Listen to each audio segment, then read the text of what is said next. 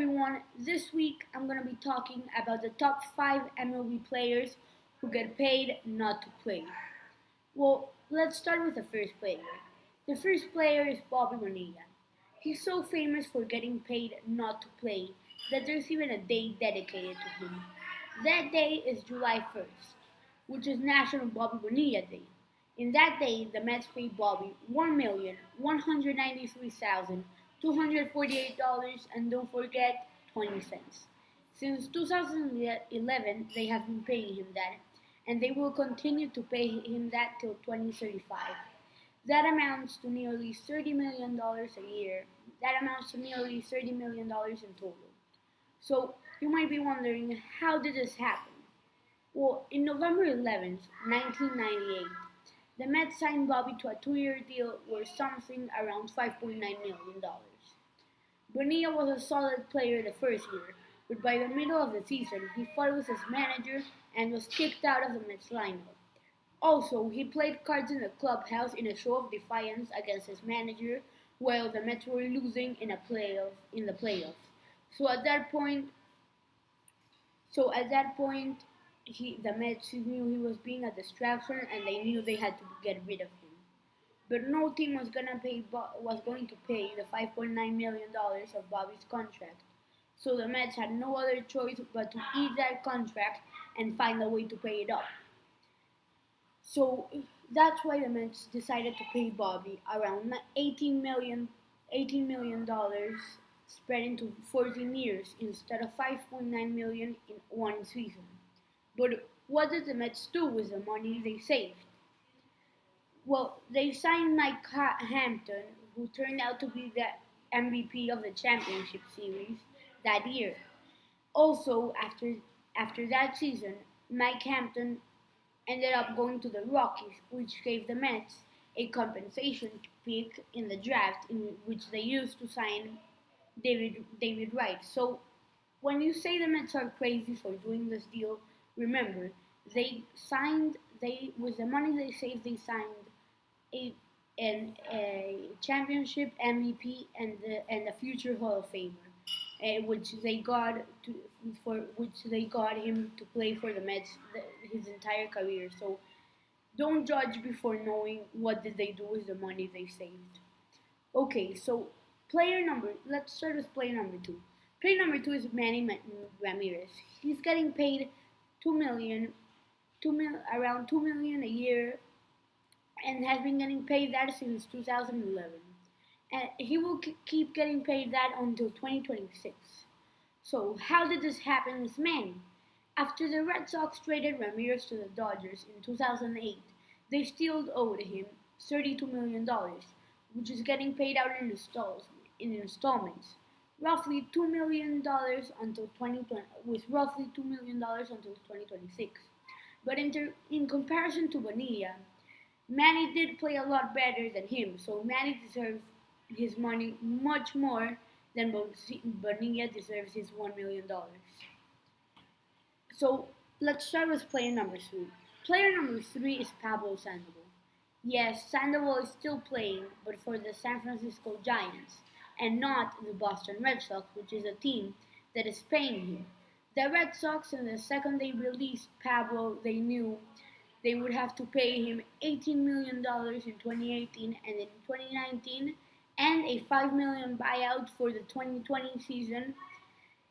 That amounts to paying him nearly $45 million, and the team who he's actually playing for is paying him the major league minimum.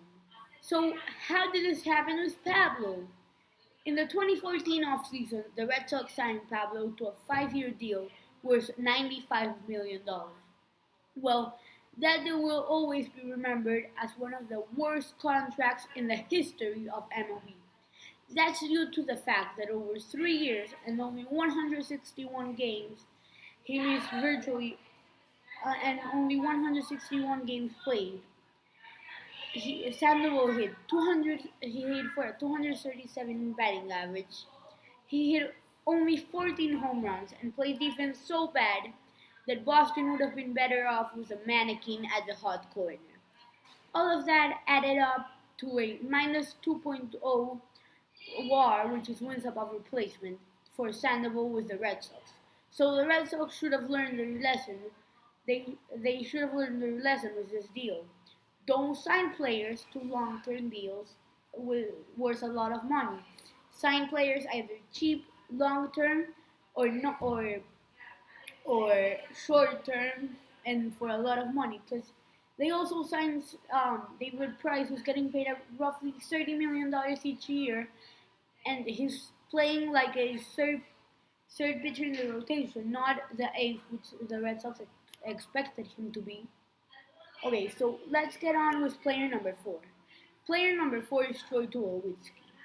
He's kind of Sandoval's same situation. The Blue Jays released Troy Tulowitzki with 2 years and $38 million remaining on his contract. The Blue Jays will pay Tulowitzki The Blue Jays will pay Tulowitzki $20 million in 2019 and $14 million in 2020, plus the $4 million buyout of his $15 million club option for 2021. The Yankees on January 4th made it official that they signed Troy Tulowitzki. The Yankees signed him to a 1-year deal, and they only have to pay him the major league minimum. The Yankees. This is a very lucky deal for the Yankees because they're getting one of the best shortstops in the world and very cheap. So let's see, how did this happen with Tulowitzki? Well, Tulowitzki, Tulowitzki he with the Blue Jays hit a disappointing 250 batting average across 3 seasons and spent most of his time on the disabled list, compared to the 9 years in which he spent in Colorado. In those years, he batted for at least 300 or more 5 of those 9 years, and he 287 or more 3 of those 9 years. Also, he played 120 games or more 5 years, and in 2 seasons played 87 games or more. If you compare that, you can see that with the Rockies he hit much better than with the Blue Jays. It might be because of the thinner air in Colorado. He also might have gotten less time into the DL in Colorado because in Colorado there's real turf compared to Rogers Center, which there's fake turf. Well, we'll never know, but the thing is, with the Rockies, he hit good, he played good. With the Jays, he played very badly. So let's get to the final player, Josh Hamilton. Hamilton is also similar to Sandoval's and Tulowitzki's deal. He signed a 5-year, $125 million deal with the Angels before the 2013 season, but only lasted 2 years before being released due to his lack of good hitting.